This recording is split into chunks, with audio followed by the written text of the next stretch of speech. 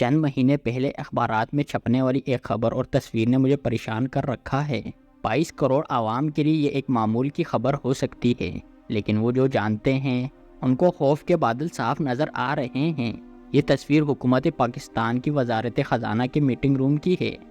خوبصورت لکڑی کی دیواروں میں کتابوں کی الماریوں کے درمیان رکھی ایک بڑی سی میز کی صدارتی کرسی پر وزیر خزانہ اسحاق ڈار بیٹھے ہیں، اور ان کے ساتھ ایک جانب وزیر مملکت برائے خزانہ ڈاکٹر عائشہ غوث اور وزارت خزانہ کے اعلیٰ افسران موجود ہیں، جبکہ میز کی دوسری جانب صہیونیت کے سرپرست یہودی خاندان روتھ شیلڈ کے نمائندے ایرک لالو اور تھیبور فورکیٹ اپنی ٹیم کے ساتھ بیٹھے ہیں۔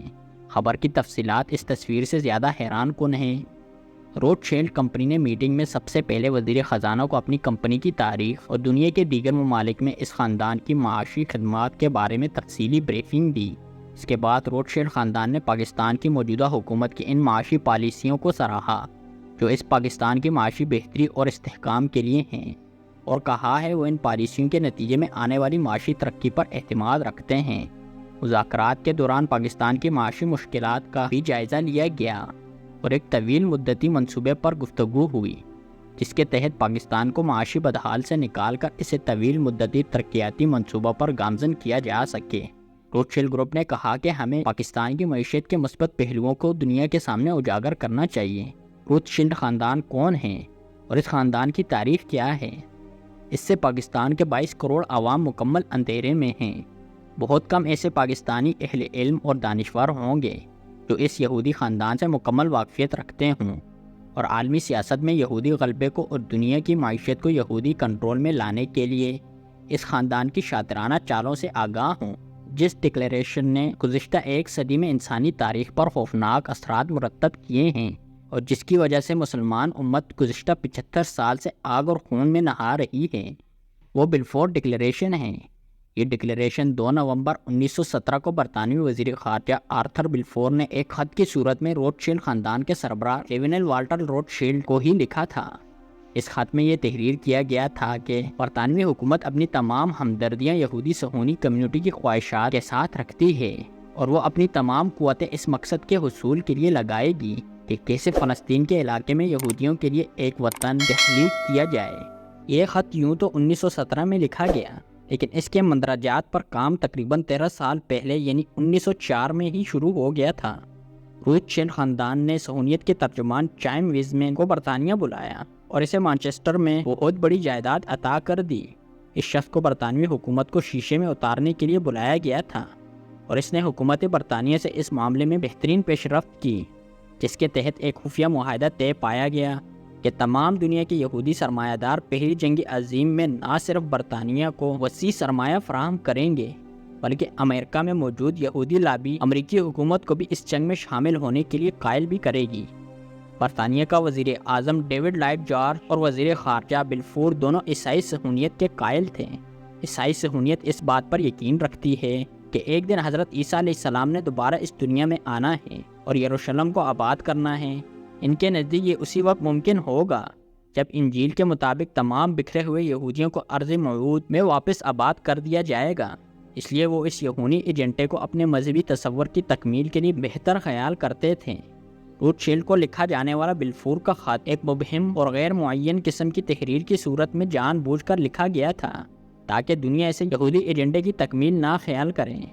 اس مقصد کے لیے لفظ قوم کا مسکن کے الفاظ استعمال کیے گئے جو دنیا کی نظروں سے اس صہیونی خواب کو چھپاتے جس کے تحت اسرائیل میں ایک صہیونی حکومت کا قیام ہے، بلکہ یہ الفاظ یہودیوں کو وہاں آباد کر کے عربوں اور یہودیوں کی ایک مشترکہ ریاست کے قیام کا تصور دیتے ہیں۔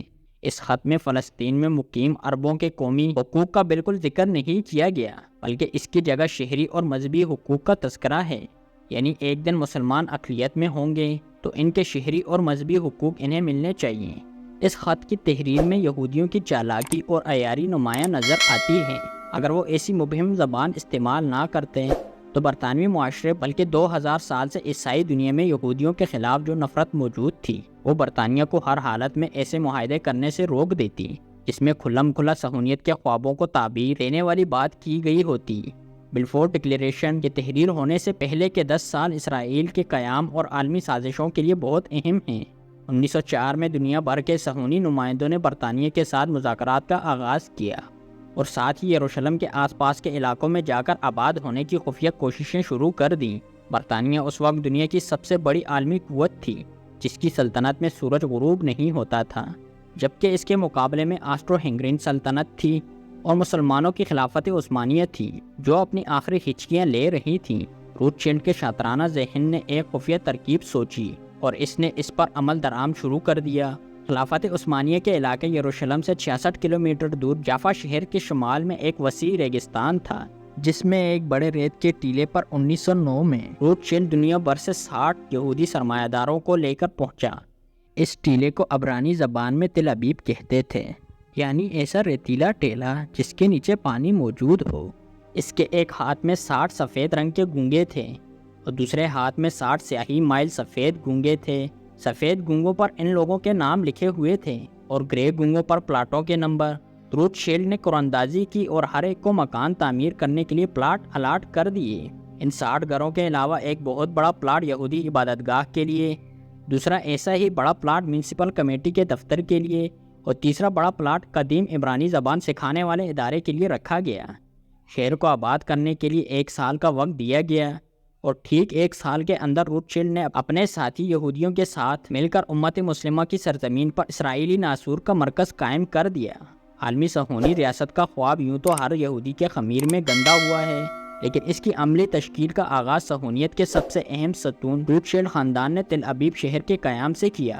1906 سے تل ابیب کی بنیاد رکھنے کی تمام کارروائیاں انتہائی خفیہ انداز سے ہوتی چلی آ رہی تھیں۔ ایک جانب برطانوی حکومت سے گٹھ جوڑ کے لیے خفیہ مذاکرات بھی شروع تھے اور ساتھ ہی فلسطین کے جافا شہر کے چند ایک یہودیوں نے احوزات بائت کے نام سے ایک سوسائٹی بنائی، جس کا مطلب روشن مسکن تھا۔ اس کا مقصد یہودیوں کے لیے جدید شہروں کی طرز پر ایک شہری سہولت میسر کرنا تھا۔ خلافت عثمانیہ میں فلسطین کے علاقے میں یہودیوں پر زمین خریدنے کی پابندی تھی۔ اس پابندی کو پیش نظر رکھتے ہوئے روتشیلڈ خاندان نے ایک ولندیزی ڈچ شہری جیکبسن کان کو سرمایہ فراہم کیا اور اس نے اپنے نام پر جافا کے شمال میں واقع ایک ریگستان میں تل ابیب والی جگہ خریدی، جہاں 11 اپریل 1909 کو 60 پلاٹوں کی تقسیم کی گئی تھی۔ اسی سال انگلینڈ کی کابینہ میں ہربرٹ سمیول نامی شخص نے حلف اٹھایا۔ یہ برطانوی تاریخ کا پہلا یہودی وزیر تھا۔ وہ برطانوی سوسائٹی جو شیکسپیئر کے ڈراموں میں شاہی لوگ جیسے ظالم یہودی سود خوروں کی کرداروں کی وجہ سے یہودیوں سے سخت نفرت کرتی تھی، اس ملک کی کابینہ میں ایک ایسے یہودی وزیر کا حلف اٹھانا ایک اجنبی کی بات تھی، جو نہ صرف ایک یہودی تھا بلکہ صہیونیت کا علمبردار بھی تھا، جس کا مشن فلسطین کے علاقے میں ایک یہودی ریاست کا قیام تھا۔ اس شخص نے برطانوی کابینہ میں 1914 میں ایک یہودی ریاست کا تصور پیش کیا۔ اسرائیل کے ابتدائی شہر اور موجودہ دارالحکومت تل ابیب کی سب سے قدیم سڑک کا نام روتشیلڈ بلوورڈ ہے۔ اسی سڑک پر موجود ایک ہال میں 14 مئی 1948 کو اسرائیل کی آزادی کا ڈکلیریشن پڑھا گیا اور اس پر دستخط ہوئے۔ روتشیلڈ کے ہمراہ آنے والے 60 خاندان اسی سڑک اور صہیونیت کے بانی ہرزل کے نام والی سڑک پر واقع ہیں۔ انہی سڑکوں کے ملاپ پر جو چوراہا ہے، وہاں لاتعداد بڑی بڑی منقش دیواریں ہیں، جن کے نقش و نگار میں ایک یہودی کو بیج بوتے پھر فصل کاٹتے دکھایا گیا ہے، اور یروشلم کے پس منظر میں ایک گڈریے کو بھیڑوں کے ساتھ پینٹ کیا گیا ہے، جس کے ساتھ تورات کے باب جرمیہ کی یہ آیت تحریر ہے: میں اسے دوبارہ تعمیر کروں گا اور یہ یقیناً دوبارہ تعمیر ہوگا۔ اس آیت میں اشارہ ہیکل سلیمانی کی طرف ہے۔ روتشیلڈ خاندان صہیونیت کے فروغ میں اس لیے اہم کردار ادا کرتا رہا ہے کیونکہ گزشتہ کئی صدیوں سے یہ خاندان بینکاری کے شعبے سے منسلک چلا آ رہا ہے۔ روم کی بادشاہت کے زمانے سے ہی یہ خاندان اسی سودی کاروبار سے منسلک رہا ہے۔ پورے یورپ میں 1264 سے لے کر 1567 تک ان 3 صدیوں کے دوران یہ واحد سودی بینکاری کا نجی ادارہ تھا اور اسی خاندان کی ملکیت تھا۔ لیکن جب 1694 میں برطانوی پارلیمنٹ نے ایک قانون کے ذریعے بینک آف انگلینڈ کا چارٹر منظور کیا تو اس حکم نامے کے ساتھ ہی اس بینک کو یہ اختیار بھی دے دیا گیا کہ وہ کاغذ کے نوٹ جاری کر سکے گا۔ انہیں اس وقت پرومیسری نوٹ کہا جاتا تھا۔ بینک آف انگلینڈ کے قیام کے دوران خاندان کا سربراہ مائر ایمشل روتشیلڈ تھا۔ اس نے انگلینڈ کا چارٹر ملتے ہی اپنے بچوں کو یورپ کے تمام بڑے بڑے شہروں میں بینک قائم کرنے کے لیے روانہ کیا، اور ان بچوں میں سے نوتھن مائر کو انگلینڈ کے مرکزی بینک کا سربراہ بنا دیا گیا۔ 23 فروری 1774 سے لے کر اب تک یہ خاندان بینکاری، انویسٹمنٹ اور دیگر معاشی سرگرمیوں کے حوالے سے دنیا بھر میں سب سے بڑا خاندان سمجھا جاتا ہے۔ کہا جاتا ہے کہ ان کی بینکاری نے یورپ کی سیاسی تاریخ کو تراشا ہے، وہ سیاسی تاریخ جس میں 2 عالمی جنگیں اور کروڑوں انسانوں کا قتل عام بھی شامل ہے۔ قائد اعظم نے 1 جولائی 1948 کو اسٹیٹ بینک کے افتتاح کے موقع پر اپنی تقریر میں ان 2 عالمی جنگوں کا انہی بینکاروں کو مورد الزام ٹھہرایا ہے۔ قائد اعظم نے کہا تھا، مغرب کے معاشی نظام کو انسانیت کے لیے ایسے لاحال مسائل پیدا کر دیے ہیں کہ ہم یہ سوچنے پر مجبور ہیں کہ شاید کوئی معجزہ ہی دنیا کو پیش آمدہ تباہی سے بچا سکے۔ یہ نظام انسان اور انسان کے درمیان عدل قائم کرنے اور بین الاقوامی سطح پر انتشار ختم کرنے میں ناکام ہو چکا ہے، بلکہ اس کے برعکس یہ گزشتہ 50 سال کے عرصے میں 2 بڑی عالمی جنگوں کا بنیادی ذمہ دار ہے۔ اقبال نے اپنی مشہور نظم فلسطینی عرب میں انہی بینکاروں کو یورپ کے اصل حکمران قرار دیتے ہوئے فلسطینیوں سے کہا تھا، تیری دوا نہ جیوا میں ہے نہ لندن میں، فرنگ کی رگے جاں پنجے یہود میں ہے۔ اقبال نے اس حقیقت کو مزید اشکار کرتے ہوئے اس یہودی سودی بینکاری نظام کو انسانیت کا سب سے بڑا دشمن قرار دیا ہے۔ ترجمہ: یہ بینک جو یہودی کی مکار و عیار سوچ کی پیداوار ہیں، انہوں نے انسانیت کے سینے سے حق کا نور نکال دیا ہے۔ جب تک اس نظام کو تہ و بالا نہیں کیا جاتا، عقل و دانش، تہذیب و تمدن اور دین کی باتیں بے سود ہیں۔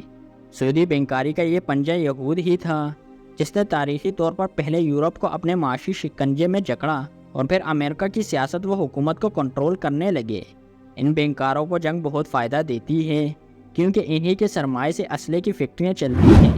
مشہور مورخ ایلن برگ، جس نے یہودیوں پر مظالم یعنی ہولوکوسٹ پر تحقیقات کا آغاز کیا تھا، اس جیسے یہودیوں کا ہمدرد مورخ بھی لکھتا ہے کہ ہر سپاہی جو میدان جنگ میں مارا جاتا ہے، عالمی بینکار اس سے $10,000 منافع کماتے ہیں۔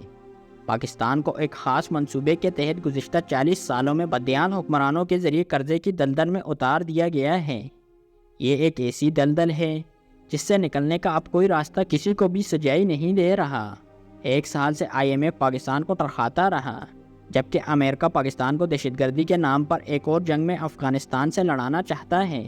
بلاول بھٹو ایسا کرنے پر امریکی سرپرستی اور امداد کی خوشخبریاں سنا رہا تھا۔ ایسے میں یہودی صہیونی لابی کے سب سے شاطر و عیار اور صاحبی حیثیت روتھ شیلڈ خاندان کی پاکستان عام لاتعداد شکوک و شبہات پیدا کر رہی ہے۔ کیا ہم جنگ کا ایندھن بننے والے ہیں؟ کیا ہمیں اسرائیل کے لیے نرم گوشہ رکھنے پر مجبور کیا جا رہا ہے؟ لاتعداد سوالات ہیں جن کا فی الحال سوائے پریشان ہونے کے کسی کے پاس کوئی جواب نہیں ہے۔